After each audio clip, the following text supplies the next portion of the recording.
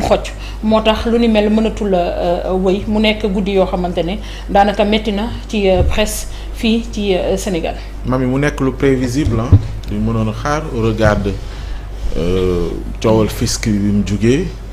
gisoon nañu moom Mamadou Ibra Kane mi jiite CDEPS ak ay patron de presse yu doon ñëw di expliquer un peu difficulté yu ñuy am ci mën a wàccoog fisc bu ñu yeggee ci diir bu gàtt bi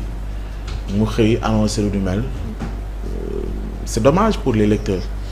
waaw c'est dommage pour les lecteurs, c'est aussi dommage pour nos confrères yi nga xamante ne ñoom ñoo fa nekk di liggéey, c'est eux qui ont perdu leurs emplois. Donc évidemment c'est dur de repartir de zéro. Après man j'aimerais qu'on évite aussi la victimisation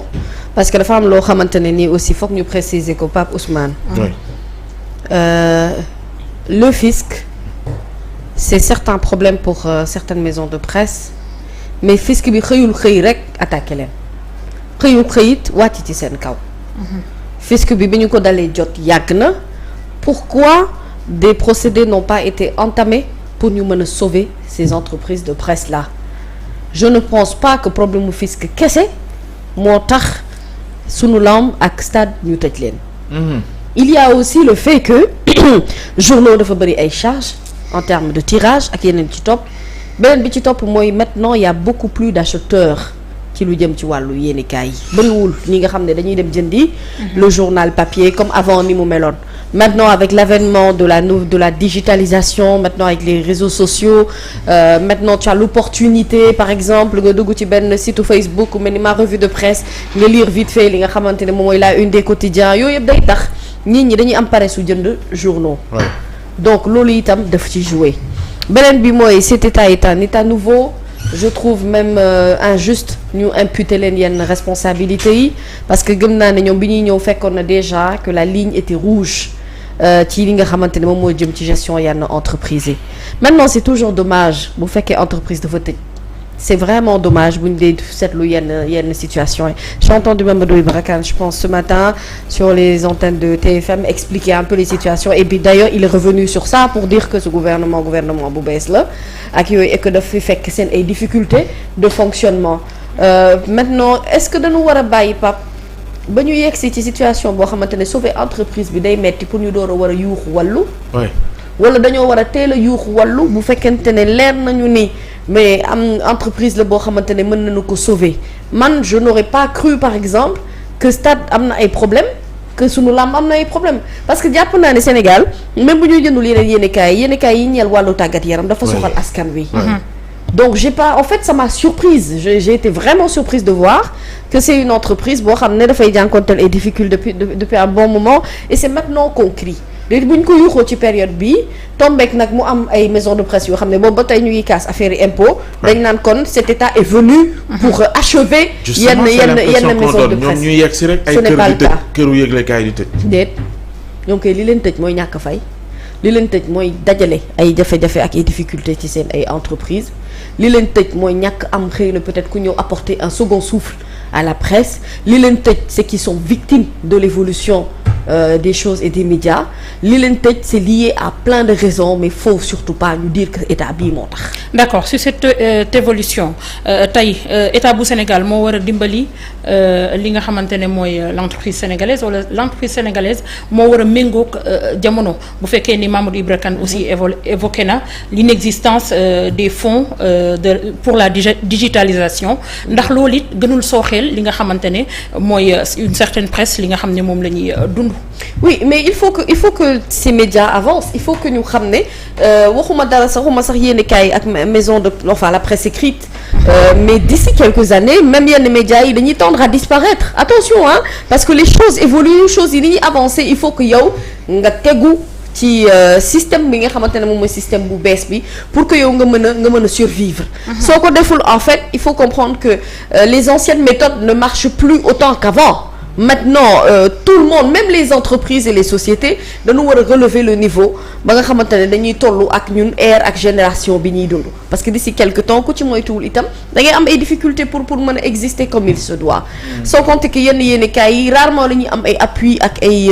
soutiens commerciaux yu mel ni ay par exemple nga am benn publicité bala benn ki bu lay accompagner souvent c'est très très rare parce que les gens n'ont plus besoin de cette visibilité là qui ne marche pas pour autant pour les entreprises dañuy soxla investir xëy na ci benn télé digitale boo xamante ne moo ëpp vue par exemple des choses comme ça donc il faut s'aligner ci li nga xamante ne moom mooy li xew état bi nag li jëm ci wàllum impôt encore une fois warul mën a nekk prétexte pour que ku jóg rek nga ne cet état là est venu pour asphyxier la presse parce que je ne pense pas que ça soit la volonté de cet état n'a pas intérêt à asphyxier la presse pour la toute bonne et simple raison que la presse qu'elle soit du côté de l'état ou d'un autre contribue à l'évolution et à la communication bi nga xamante ne moom la ñu ko war a mën a jox donc ce qu'il y a c'est que il y a des patrons qui sont donc dans des difficultés ñu nekk ci ay difficultés depuis un bon bout de temps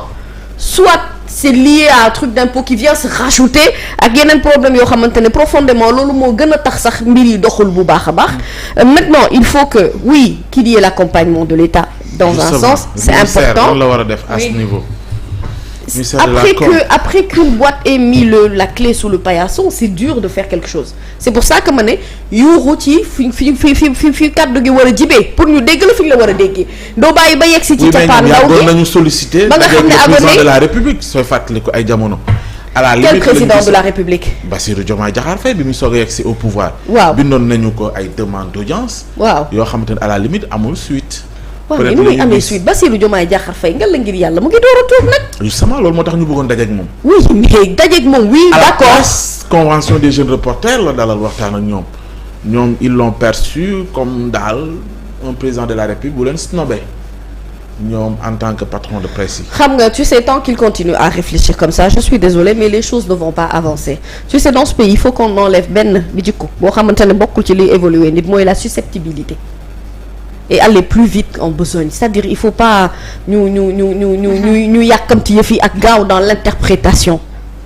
aujourd'hui président bu recevoir et la convention des jeunes reporters normal ils sont l'avenir de la presse ils sont l'avenir des médias du dëgg ñoom ils vont pas continuer à être patron de presse ba keroog muy jeex ces jeunes aussi tendent à être des entrepreneurs dans le milieu des médias mais tout doit être construit sur les bases solides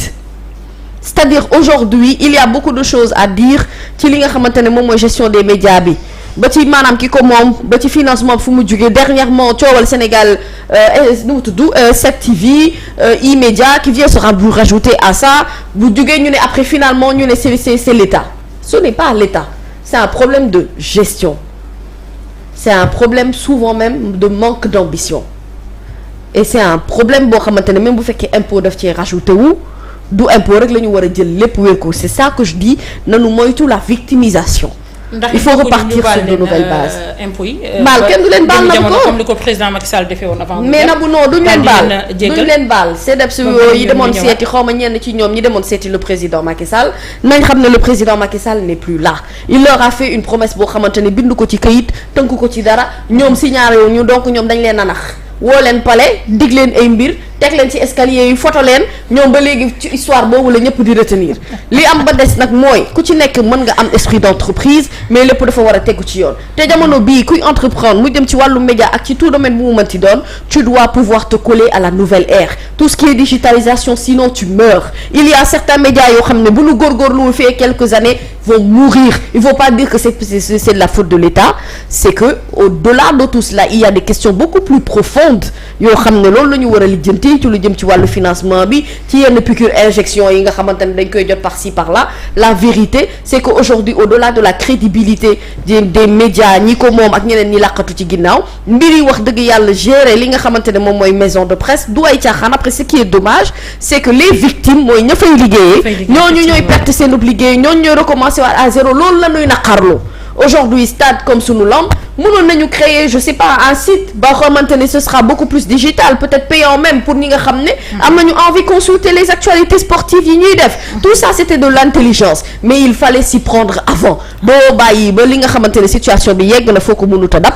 mais mu nekk ci mu yegg fi nga yegg nii tey c'est dommage pour nous qui auraient aimé continuer à lire les quotidiens Stade et Sunu Lamb d'en arriver à un stade où on te dit ces confrères-là ne vont plus produire de journaux yoo xamante ne moom ngay xëy di ko lire le matin c'est ça qui est triste. D'accord.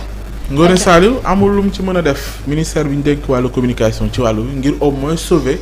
li Mamy doon laaj sànq mooy 20